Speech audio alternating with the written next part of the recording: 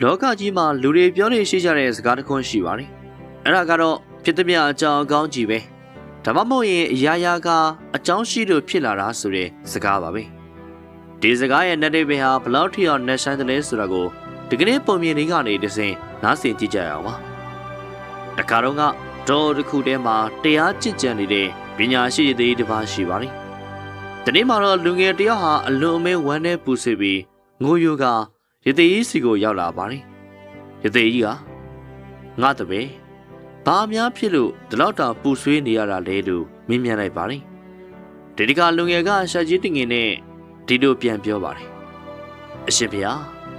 ကျွန်တော်မှရှိသမျှအရာအလုံးဆုံးရှုံးသွားပါပြီ။လမ်းမှာဓမြတိုက်ခင်ရလို့ပါသမျှပစ္စည်းတွေအကုန်ပါသွားပြီ။အခုကျွန်တော်မှအိမ်ပြန်ဖို့လမ်းစိတ်တောင်မကြံတော့ဘူး။ဒါကျွန်တော်ဘဝမှာအဆိုးဝါးဆုံးအခြေအနေပဲဒီလိုအခြေအနေမျိုးကိုအရှင်ဘုရားကဘယ်လိုလုပ်ပြီးအကောင်းဘက်ကမြင်နိုင်မှာလဲဗျာဒီတော့ရသေးကြီးကတည်ငြိမ်စွာပြောလိုက်ပြီအေးဒါဆိုရင်တော့ငါတပည့်ကိုပုံမြင်လေးတစ်ပုဒ်ပြောပြမယ်နားထောင်ကြည့်အောင်ဆိုပြီးပုံမြင်ကိုစတင်ပါလေဟိုးရှိတုန်းကရွာငယ်လေးတစ်ရွာမှာကြမ်းမှတ်ဖွယ်ရာကောင်းတဲ့ရေကြီးမှုကြီးတစ်ခုဖြစ်ပွားခဲ့တယ်အဲ့ရေလိုင်းတွေကရွာသားတွေရဲ့အိုးအိမ်စီးစိမ်တွေကိုအကုန်လုံးတိုက်စားသွားခဲ့တယ်ဒီထဲမှာဆင်းရဲတဲ့လေသမားကြီးတယောက်လည်းပါဝင်တာပေါ့သူတို့မိသားစုစူးစောင်းထားတဲ့စပယ်ကြီးလေးတောင်ရေထဲပါသွားတဲ့အခါမှာလေသမားကြီးရဲ့သားဖြစ်သူကစိတ်မပူပါနဲ့အဖေဟာဖြစ်ပြီးတာတွေရှိပါစေတော့ဖြစ်သည်များအကြောင်းအကောင်းကြီးပဲလို့မှတ်လိုက်ပါလို့ပဲအေးစစ်စစ်ပြောလိုက်ပါတယ်ဒီစကားကိုကြားတော့လေသမားကြီးကဒေါသတကြီးနဲ့ဟာမင်းကလူမိုက်ပဲကွာဘာလို့လာပြောနေရလဲငါတို့မှရှိသမျှအကုန်လုံးဆုံးသွားပြီအခုစားစရာလည်းမရှိနေစရာလည်းမရှိတော့တဲ့အချိန်ဒီမှာဒါကိုအကောင်းလို့ပြောရသလားဆိုပြီးဒါဖြစ်သူကိုအိမ်ကနေမောင်းထုတ်လိုက်ပါဦးလေ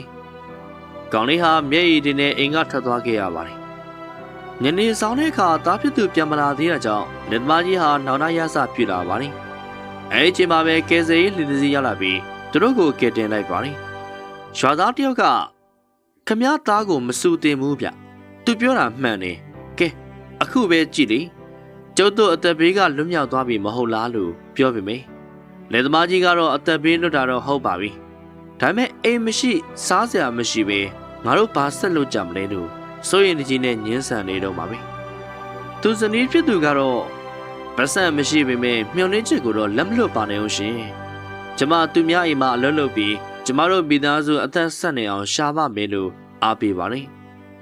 နောက်တနေ့မှလယ်သမားကြီးကမြို့ထဲမှာအလုပ်လိုက်ရှာပေမဲ့ဘယ်နေရာမှအလုပ်မရခဲ့ပါဘူးသူဟာကောက်ရိုးတဲလေးထဲမှာနေရင်သူ့ရဲ့ပျက်စီးနေတဲ့သီးနှံတွေကိုကြည့်ပြီးငါသားလေးငါ့ကိုထားသွားပြီရှိသမျှလည်းအကုန်ကုန်ပြီဒီလိုအခြေအနေကိုမှကောင်းတယ်လို့ပြောနေကြတော့လားဆိုပြီးညှိတွားနေမိပါတယ်ဒီနေ့မှလယ်သမားကြီးကခီးသွားရသေးတစ်ပါးနဲ့တွေ့ပါတယ်သူ့ရဲ့ဒုက္ခတွေကိုရင်ဖွင့်တဲ့အခါရသေးကလည်းဒါကြောင့်ပဲငါပြောတာပေါ့ဖြစ်သည်များအကြောင်းအကောင်းကြီးပဲလို့ဆိုလိုက်ပြန်ပါတယ်လယ်သမားကြီးကဒေါသကြီးနဲ့ကျွန်တော်ဒီလောက်ဒုက္ခရောက်နေတာကိုဘာလို့အကောင်းလို့ပြောတာလဲလို့ပြီးတော့ရသေးကမင်းသိချင်တဲ့အဖြေတွေဟာအချိန်တည်းရပေါ်လာပါလိမ့်မယ်စိတ်မပူနဲ့လို့ပဲတည်ငြိမ်စွာဖြေကြားခဲ့ပါတယ်။အိုင်ညာမှာလယ်သမားကြီးကရသေးရဲ့စကားကိုအဖန်ဖန်စဉ်းစားရင်အိတ်မပြောနိုင်ခဲ့ဘူး။မကြခင်မှာပဲလယ်သမားကြီးဟာချမ်းသာတဲ့ကုန်သည်တူရဲ့အိမ်မှာအလုပ်ရသွားခဲ့ပါတယ်။ကုန်သည်ကလည်းသဘောကောင်းသူဖြစ်လို့လယ်သမားကြီးကိုလက်စာကောင်းကောင်းပေးတဲ့ပြင်နေစရာအိမ်လေးတစ်လုံးမှာစီစဉ်ပေးခဲ့တယ်။တညမှာတော့ဇုံတယောက်ကလယ်သမားကြီးရဲ့တကားကိုလာခောက်ပါတယ်။တကားဖွင့်ကြည့်တဲ့အခါမှာသူဟာအလွန်အံ့ဩသွားရတယ်။အဲ့ဒါတော့သူမောင်းထိုးလိုက်တဲ့သူ့ရဲ့သားလေးဖြစ်နေလို့ပါ။သားဖြစ်သူကအဖေတို့အိမ်ပြောင်းသွားတာကျွန်တော်ကိုယ်တောင်ပြောဘူးနော်။အခုမှလိုက်ရှာလို့တွေ့တာ။ကျွန်တော်အိမ်ကထွက်သွားတဲ့နေ့တုန်းကမြို့ထဲမှာအလုပ်သွားရှာတယ်။အစတော့ကတော့အလုပ်လေးတစ်ခုပဲရခဲ့ပေမဲ့နောက်ပိုင်းမှာပတ်စံစုပြီးလက်ဖက်ရည်ဆိုင်လေးတစ်ဆိုင်ဖွင့်နိုင်ခဲ့တယ်။အခုတော့ကျွန်တော်ဘွားကအဆင်ပြေနေပါပြီလို့ပြောပြပါတယ်။အဲ့ဒီအချိန်မှာပဲလေသမားကြီးကသဘောပေါက်သွားပါတယ်။အရာအလုံးစိုးဝါးနေလို့ထင်ရတဲ့အချိန်မှာတော့ဘွားမှာကျွန်တော်တို့မမြင်နိုင်တဲ့ပုံမကြီးမားတဲ့အစီအစဉ်တစ်ခုရှိနေတတ်ပါလားဆိုတာကိုပေါ့။ရသေးကြီးရဲ့ပုံပြင်အဆုံးမှာလူငယ်လေးကအဖိုးဒါ ဒါကပုံမြင်တွေကသူအတွက်ပေါ့အခုကျွန်တော်မှာပစ္စည်းတွေကိုအခိုးခံလိုက်ရပြီဒါဘာများကောင်းနိုင်ပါလဲလို့မေးပါတယ်ဒီတော့ရသေးကြီးကပြုံးလိုက်ပြီးအေးဒါဆိုရင်ကတော်ထဲမှာတွေ့ခဲ့တဲ့ဒီအရာကိုယူလိုက်စမ်းဆိုပြီးတောက်ပြောင်နေတဲ့ကြောက်တုံးလေးတစ်လုံးကိုပေးလိုက်ပါတယ်အဲ့ဒါဟာတာမန်ကြောက်တုံးမဟုတ်ပဲတန်ကိုရွှေဖြစ်စေတဲ့အက္ခရတစ်လုံးဖြစ်နေခဲ့ပါတယ်လူငယ်ကအန်အော်တကြီးနဲ့အရှင်ဖေဟာကျွန်တော်သာဓမြတိုက်မခံရရင်ဒီတောထဲကိုရောက်လာမှာမဟုတ်ဘူးအရှင်ဖေနဲ့လည်းတွေ့မှာမဟုတ်တယ်လို့ဒီယတနာကိုလည်းရမှာမဟုတ်ဘူးလို့ဝမ်းသာအားရနဲ့ပြောလိုက်ပါတယ်ပရိသတ်ကြီးတို့ဒီပုံမြင်လေးကနေကျွန်တော်တို့ဘာသင်ခန်းစာရနိုင်တယ်လဲဆိုရင်အခြေအနေတွေဘလောက်ပဲဆိုးဝါးနေပါစေအချင်းဆိုတဲ့အရာကအရာရာကိုပြောင်းလဲပေးနိုင်ပါတယ်နာကျင်စရာခိုက်တဲ့တွေဆိုတာခဏပါပဲဖြတ်တန်းသွားပါလိမ့်မယ်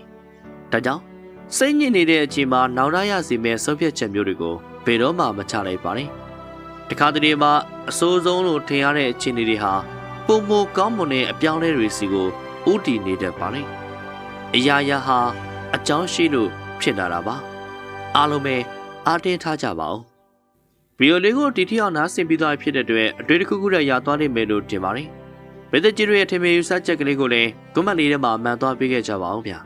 အော်ဒါနဲ့အပန်းမကြည့်ဘူးဆိုရင်ဗေဒကြီးတို့အနေနဲ့ဘယ်နေရာဘယ်ဒေသကနေအားပေးနေတယ်ဆိုတာလေးကိုလည်းကွန်မန့်လေးထဲမှာမှန်သွားပေးခဲ့ကြပါအောင်ဗျာဒီထက်ပုံကောင်းမွန်တဲ့အကြောင်းတွေကြောင့်ပြန်လာခဲ့ပါဦးမယ်နောက်ဗီဒီယိုမှာပြန်လည်ဆုံတွေ့ကြပါသေးတယ်ကျွန်တော်ကတော့တင်ဆက်သူပီကီပါ